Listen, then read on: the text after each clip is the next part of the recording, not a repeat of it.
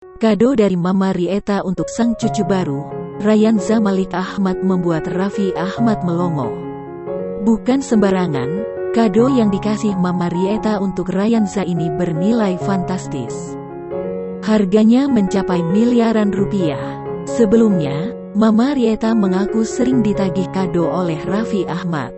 Menurut suami Nagita Slavina, dalam anggota keluarganya yang belum memberi kado untuk Rayanza ini cuma Mama Rieta seorang.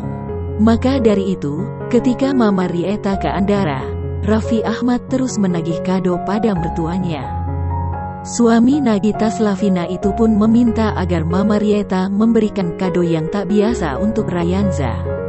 Kemudian, tak tanggung-tanggung, Mama Rieta memberikan 1 miliar rupiah kepada Rayanza lewat tabungan atas nama Raffi Ahmad.